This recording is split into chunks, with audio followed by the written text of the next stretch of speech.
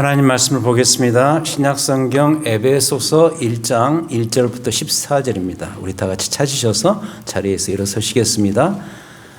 신약성경 309쪽입니다. 에베소서 1장 1절부터 14절 교독하시겠습니다. 제가 먼저 읽습니다.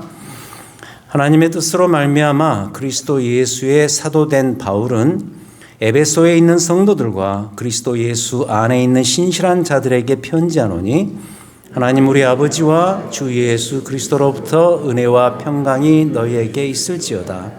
찬송하리로다. 하나님 곧 우리 주 예수 그리스도의 아버지께서 그리스도 안에서 하늘에 속한 모든 신령한 복을 우리에게 주시되 곧 창세전에 그리스도 안에서 우리를 택하사 우리로 사랑 안에서 그 앞에 거룩하고 흠이 없게 하시려고 그 기쁘신 뜻대로 우리를 예정하사 예수 그리스도로 말미암아 자기의 아들들이 되게 하셨으니 이는 그가 사랑하시는 자 안에서 우리에게 거저 주시는 바 그의 은혜의 영광을 찬송하게 하려는 것이라. 우리는 그리스도 안에서 그의 은혜의 풍성함을 따라 그의 피로 말미암아 속량 곧 죄 사함을 받았느니라. 이는 그가 모든 지혜와 총명을 우리에게 넘치게 하사 그 뜻의 비밀을 우리에게 알리신 것이요 그의 기뻐하심을 따라 그리스도 안에서 때가 찬 경륜을 위하여 예정하신 것이니 하늘에 있는 것이나 땅에 있는 것이 다 그리스도 안에서 통일되게 하려 하심이라.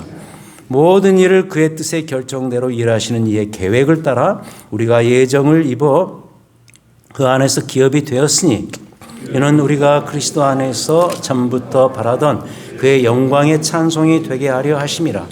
그 안에서 너희도 진리의 말씀 곧 너희의 구원의 복음을 듣고 그 안에서 또한 믿어 약속의 성령의 인치심을 받았으니 이는 우리 기업의 보증이 되사 그 얻으신 것을 성량하시고 그의 영광을 찬송하게 하려 하심이라. 아멘. 앉으시겠습니다.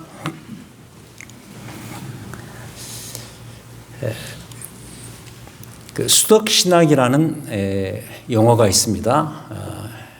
Ascetical Theology 이렇게 부르는데 다른 말로는 영성신학 이렇게 말할 수도 있겠습니다.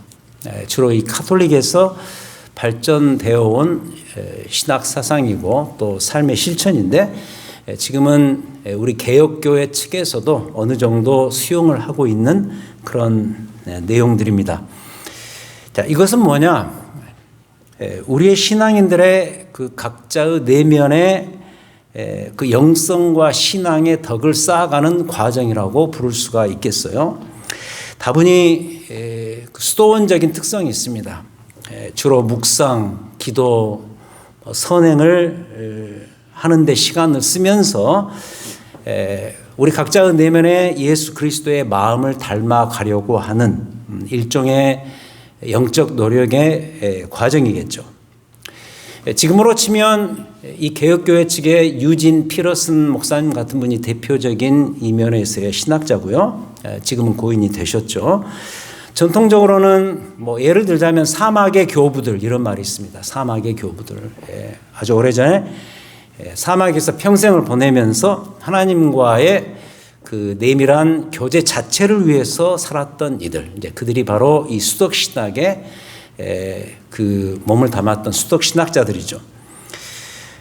좀 공로주의적인 특성이 있습니다. 이 공로주의라는 것은 우리가 구원받은 그 구원의 은혜가 어떤 하나님의 전적인 은혜에 따라서 주어진 것이 아닌 뭔가 우리의 우리가 하고 있는 행위, 어떤 공로를 통해서 뭔가 그 구원의 은혜에 추가시키는 듯한 느낌. 이게 이제 공로주의적인 특성인데 그런 특성이 어느 정도는 있다고 보여집니다. 그래서 이제 제게는 개혁교회 목사로서 좀 불편한 마음이 있긴 하지만 그럼에도 지난 몇 달간의 교회의 아픔 때문에 뭐 솔직히 제 마음이 좀 지쳐 있는 상태에서 저는 이에 열심을 내면서 자신의 영성을 경건을 쌓아가려고 했던 이분들의 마음을 이해하게 되었습니다.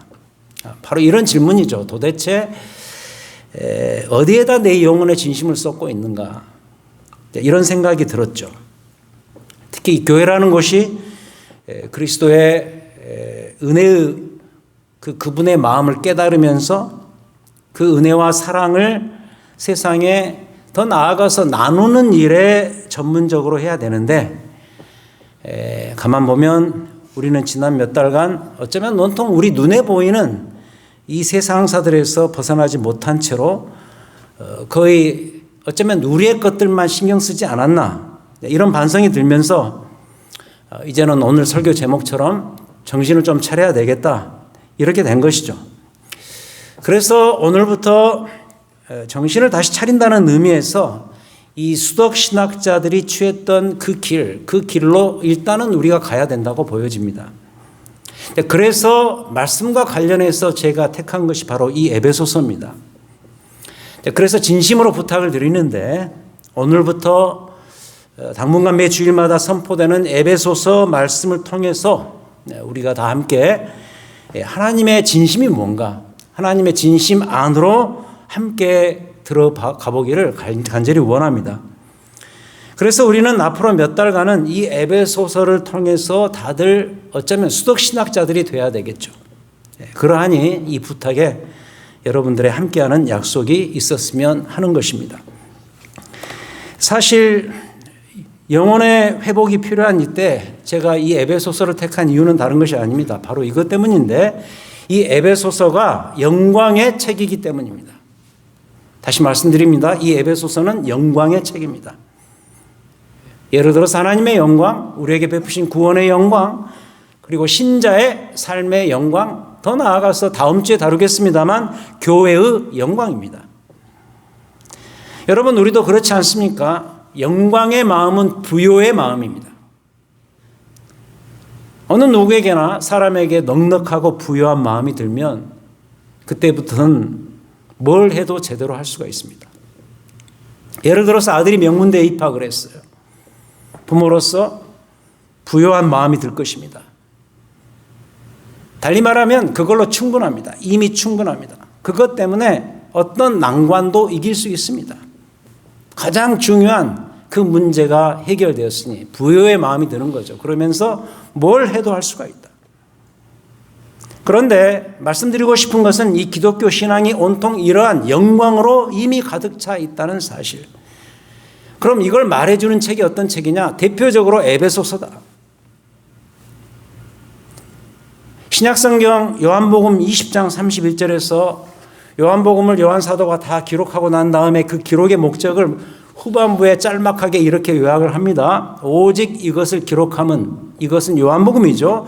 요한복음을 내가 기록함은 두 가지인데, 첫째, 너희로 예수께서 하나님의 아들 그리스도이심을 믿게 하려 하며, 그게 첫 번째고, 두 번째 목적은 또 너희로 믿고 그 예수의 이름을 힘입어 생명을 얻게 하려 함이라. 이 말에 의하면 요한복음을 읽을 독자들이 앞으로 이 책을 읽고 얻게 될 축복은 두 가지인데, 첫 번째, 예수 그리스도 안에 나타난 하나님의 구원의 역사를 이해하고 믿도록 하는 것. 그리고 두 번째, 그 믿는 바, 즉 그리스도가 그의 구세주 되심을 믿는 그 내용이 실제로 가져다 줄 생명의 기쁨과 회복을 그 신자의 삶에서 누리도록 하는 것. 이 두 가지가 요한복음의 기록 목적이라고 요한복음 20장 31절에서 아주 클리어하게 이야기를 하죠. 자, 그렇다면 에베소서의 기록 목적도 이와 똑같다. 에베소서도 우리에게 이 두 가지의 축복을 명백하게 가져다 준다. 첫째로 그리스도를 통해서 드러난 구원의 영광과 축복을 풍성하게 일단 이해하고 깨닫는 것이다. 그게 첫 번째고, 두 번째 목표는 뭐냐? 그로 인한 기쁨과 감사를 실제로 누리는 것. 이게 두 번째 목표이다. 이게 바로 에베소서의 요한복음과 함께하는 기록의 목적입니다. 오늘 이 본문만 봐도 그렇습니다.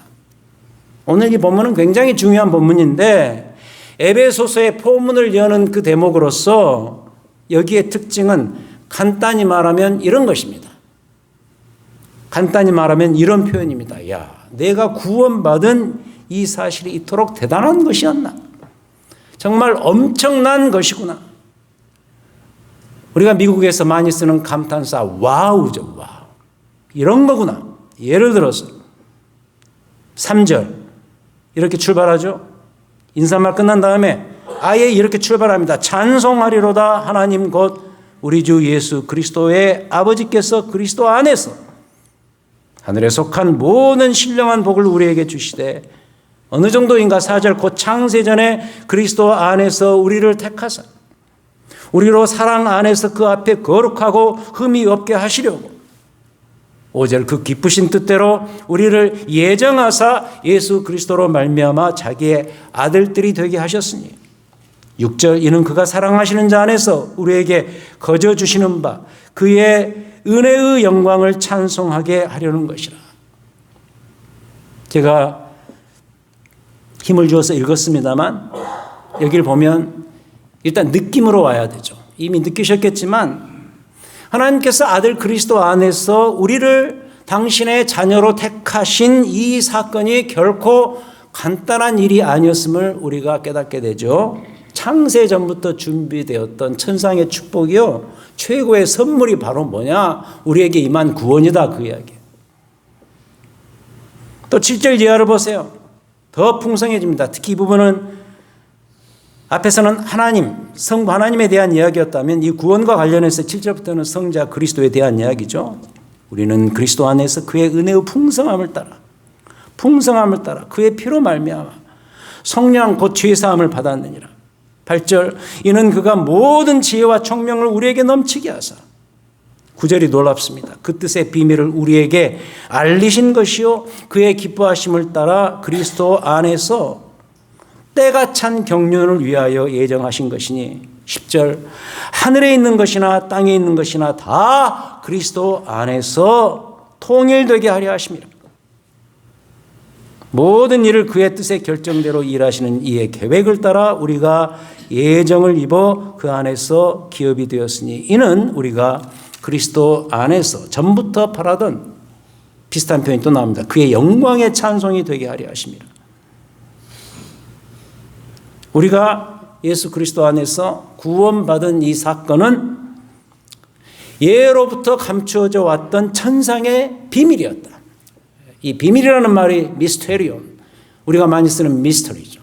이 말이 많이 현대에는 와전됐습니다마는 그동안 쭉 감추어졌던 하나님의 비밀, 꼭꼭 감추어졌던 하나님의 비밀, 그러다가 때가 찬 경륜의 지점에 이르자, 이 경륜이라는 말이 이코노미라는 말이거든요. 가장 효과적인, 가장 경제적 그러한 순간, 그 경륜의 지점에 이르자 그 천상에 하나님이 감추어졌던 그 미스터리, 그 비밀이 한꺼번에 다 드러났다. 그게 9절이었죠. 어떻게 그럼 드러났는가? 내내 감추어졌던 그 비밀이 이제 가장 적당한 하나님의 그 경륜의 시점에 어떻게 드러나는가? 그게 중요한데 그리스도를 통해서, 아들 그리스도 안에서 드러났다. 자, 이러하니 이게 얼마나 놀라운 일인가?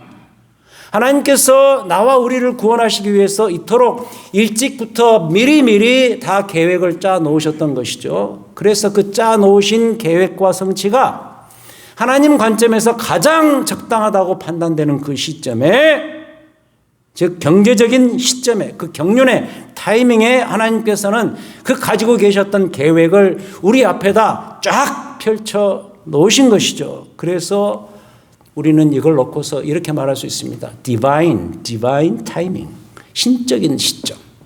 하나님 중심의 적당한 그 때. 예를 들어서 갈라디아서 4장 4절을 자주 인용하죠. 때가 참해.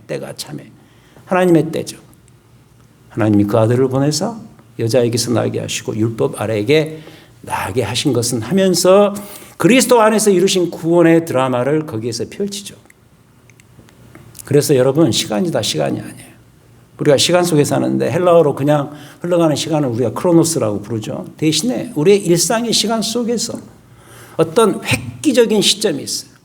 대단한 역사적인 일들이 벌어지는 그 순간이 있는데 그걸 흔히 카이로스라고 부르죠. 그러니까 이 타이밍은, 여기에서 말하는 그 경륜의 타이밍은 하나님의 시간이요, 하나님의 때요, 하나님의 결정적인 일을 벌이시는 그 순간을 의미하는 것이죠.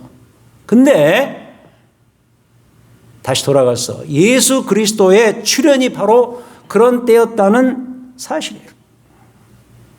아들 그리스도께서 역사 속으로 들어오셔서 성부 하나님의 뜻에 순종하시고 우리를 위해서 십자가에 죽으시고 부활하신 구원 역사의 모든 것을 완성하셨던 그 시점, 그 카이로스의 시간, 이게 곧 하나님 구원 계획의 성취의 결정적인 사건이었다.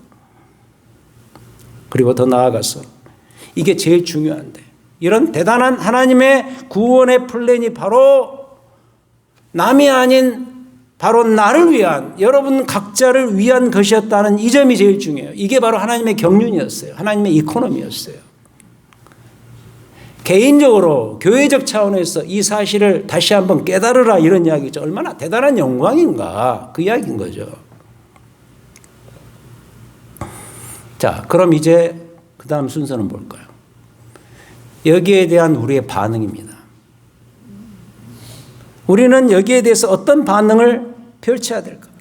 이게 사실은 오늘과 같은 이 본문을 대하면서 우리가 가져야 될 더 중요한 가르침에 속한 것이겠죠. 당연히 이 본문에서 발견되는 것처럼 당연히 감사와 찬양이죠. 그래서 우리는 이 모든 상황들에 대해서 그저 할 수 있는 것은 뭐냐? 감사와 찬양으로 반응할 뿐이다. 이 본문의 전체적인 분위기가 이걸 유도를 하고 있습니다. 그래서 우리는 이토록 엄청난 구원 계시의 비밀을 이미 다 준비하고 완성하신 그 성부 하나님의 그 은혜에 넘치도록 감사와 찬양을 드려야 마땅하다.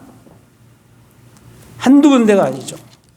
3절에서 찬송하리로다 이렇게 출발하고, 6절에서 이는 그가 사랑하시는 자 안에서 우리에게 거저 주시는 바 그 은혜의 영광을 찬송하게 하려는 것이다.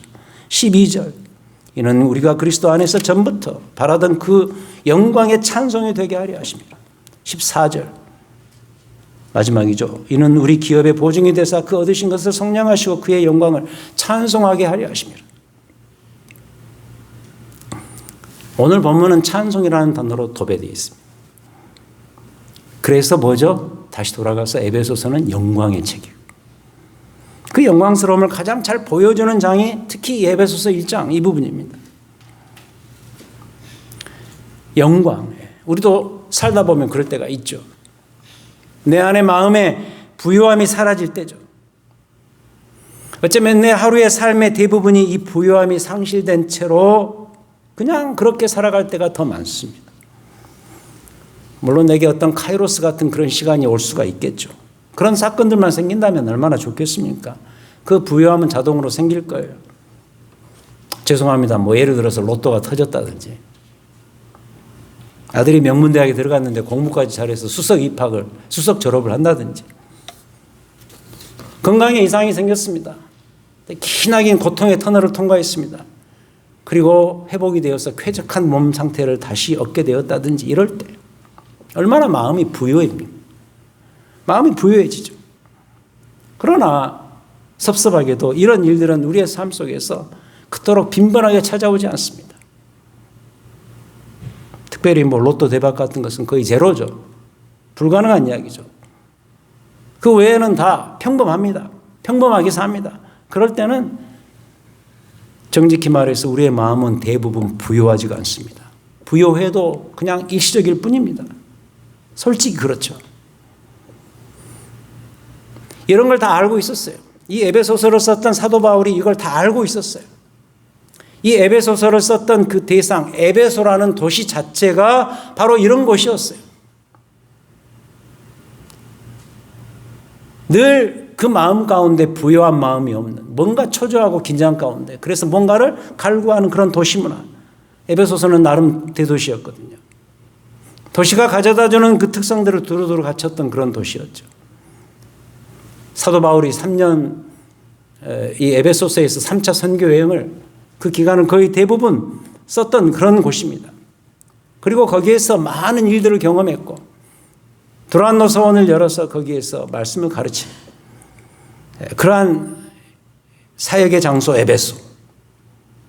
특별히 거기에 보면 사도행전에 보면은 에베소의 그 찬란한 이방 종교 문화를 대적하면서 충돌했던 그 어마어마한 사건들도 거기서 치른 바가 있습니다. 아담의 신전, 거기에서 일하는 사람들과 충돌하면서 여러분 그 여행 프로그램에 보시면은 TV에 뭐 동남아 이런 나라들 보면은 가장 좋은 곳에 가장 중심부에 그들의 그 우상의 신전이 있습니다. 얼마나 거기에 공을 들이는지 많은 돈을 그렇게 사는 게 힘들어도 거기에다는 정말 그들의 치성을 동원해서 가장 좋은 곳에 가장 멋지게 신전을 짓고 거기에서 절을 하고 뭐 그렇게 일하는 그런 모습들을 우리가 보지 않습니까? 그것처럼 에베소도 이 아담의 신전을 중심으로 해서 온 도시가 돌아가는 그러한 분위기, 거기에서 경제적인 모든 리소스도 나오고 하는 이런 분위기. 근데 거기와 충돌하면서 사도 바울은 심지어 거기에서 신변의 위험까지도 감수했어야 합니다. 이러하니 이런 교회에 대한 추억이 있는데 여기를 향한 편지를 쓰면서 이 교회의 그런 분위기에 그냥 놔두면 안 되겠다. 다시 그런 분위기로 휩쓸려가면 안 될 것이다라는 그 초조한 마음으로 어쩌면 사도 바울이 펜을 들어서 이 에베소서를 썼을 거예요. 그래서 편지의 포문을 열면서 이 배경적인 이런 이유들 때문에 바로 이러한 내용으로서 그 첫 번째 장을 가득 채운 거예요. 찬송하리로다. 찬송하리로다. 하나님 곧 우리 주 그리스도의 아버지께서 그리스도 안에서 하늘에 속한 모든 신령한 복을 주시되, 이렇게 포문을 여는 거예요. 다시 눈을 돌려라. 그 이방 문화에 너희의 그 눈에 초점을 두지 말라. 아들 그리스도를 통해서 이루신 하나님의 성부 하나님의 구원의 영광으로 다시 너희들의 눈에 포커스를 맞추도록 하라. 이런 내용들로 출발했던 에베소서.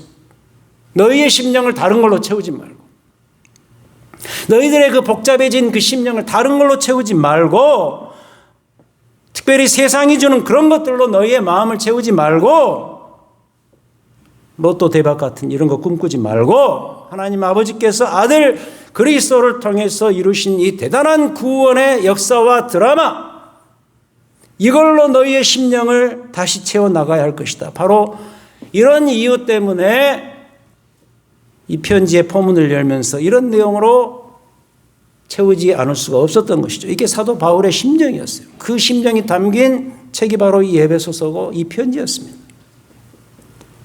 여러분들이요, 우리도 그렇지 않습니까? 과연 여러분들의 심령을 뭘로 채우시겠어요? 여러분들의 매일의 삶에서 여러분 자신의 중심을 차지하는 그 마음을 무엇로 채우시겠어요? 이 마음은 우리가 떠나 보낼 수 없어요. 불편하고 힘든 마음이 생길 때 이 마음 좀 제발 나갔으면 좋겠는데 나가지도 않아요. 계속 내 중심에 주리를 틀고 있는 그게 내 마음 아닙니까? 근데 그 마음을 무엇로 채워야 만족하겠는가? 재물일까요? 우리가 얼마 전에 생명의 삶을 통해서 잠언을 묵상했습니다. 거기에서 그렇게 말하지 않던가요? 저는 그런 구절이 있는지 이번에 다시 한번 확인해 됐습니다. 진짜 재물에는 날개가 달린 거예요. 날개가 달려서 연기처럼 다 사라져버린다, 이런 표현이 나오죠. 아니면 우리의 자식들로 채우겠어요. 물론 자식이 얼마나 좋습니까? 저도 좋습니다. 하지만 그들이 우리와 함께 영원토록 함께 있어주는 건 아니잖아요. 그도 아니면 우리가 좋아하는 TV 무슨 예능 프로예요, 뭐 유튜브예요, 뭐 드라마 같은 거예요. 물론 다 좋죠. 하지만 결국은 다 그때뿐입니다. 에베소가 그랬습니다. 이 에베소라는 도시가 그랬어요. 에베소라는 이 도시가 그토록 종교적이었던 이유가 뭔지 아세요? 그 도시 안에 사는 사람들의 그 마음의 공허함을 스스로 달래보기 위함 때문이 아니었을까요? 종교는요, 인간의 마음을 자기 스스로 채우려는 마지막 지점이에요. 최종 지점이 바로 종교예요. 여기에 스스로 이 단어가 중요한데, 그들에게는 미안한 이야기지만 다른 종교들은 인간들 스스로가 자기들 마음을 채우려는 시도요, 음모일 뿐입니다. 잘 보세요.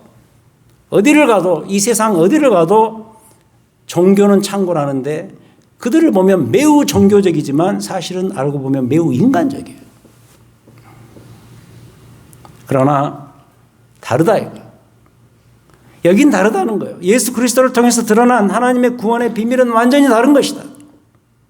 그래서 오직 예수 그리스도에게서만 여러분들의 공허한 심령을 채울 수가 있다. 이게 복음이고 이게 말씀이고 이게 성경의 가르침이죠. 그리스도의 복음 안에는 영광이 있고 다른 말로 표현하면 부요함이 있기 때문에. 이러하니 우리가 어찌 그분을 찬송하지 않을 수 있겠는가? 찬송하리로다. 그의 은혜의 영광을 찬송하게 하려는 것이라. 신앙의 절정은 구원의 감격에서 옵니다. 그렇다면 이 구원의 감격은 어디서 올까? 오늘 우리가 배웠죠. 이 구원의 본질, 성부 하나님께서 아들 그리스도를 통해서 이루신 이 구원의 이 모든 은혜에 대한 참된 이해와 풍성한 느낌에서 오는 거죠. 다시 돌아가야 돼요. 우리 교회의 아픔이 회복되는 데 있어서 다시 돌아갈 수 있는 길은 오직 이것뿐입니다. 우리가 예배 드리기 위해서 주일마다 이렇게 와서 여기서 도대체 뭘 해야 돼요? 우리가 뭘 해야 돼요? 에베소서 1장에 의하면 하나님께서 이루신 이 찬란한 구원의 역사에 대한 참된 이해와 풍성한 느낌을 다시 리마인드 콜하는 그것이 우리를 살리고 우리를 회복시킬 수 있다. 하나님께서 아들 그리스도 안에서 이루신 모든 일을 깨닫고 경험하는 것에서 온다는 거죠. 그래서 이 본문을 보면 다 그리스도 안에서 그리스도로 말미암아 계속 반복되고 있음을 주목하셔야 돼요. 이 감격은 그냥 구원의 이 은혜를 피상적으로 알고 있는 것만으로는 불가능합니다. 구원의 샘에 푹 빠져야 돼요. 성경에서 소개되는 구원의 은총에 푹 젖어야 할 것이다. 그래야 감격이 오고 감격이 오면서 영광스러운 부요의 마음이 생기고 그게 엔진이 되어서 우리의 삶을 운영하고 우리의 교회를 다시 재가동시키는 거죠.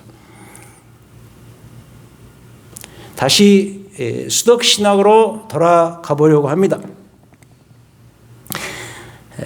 제게도 요즘만큼 수덕신학자가 되고 싶은 때가 없어요. 뭐 사막의 교부들은 사막으로 그냥 아예 가버렸죠.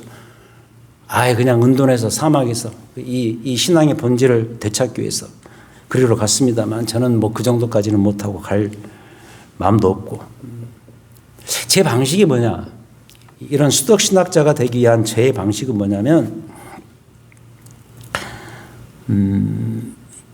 어떤 긴 상황 속에서의 어떤 깊은 생각입니다. 이렇게 해나가는 저의 방식입니다. 뭐 예를 들자면 장거리 운전을 할 때가 있죠. 그럴 때라든지 의도적으로 산책을 할 때라든지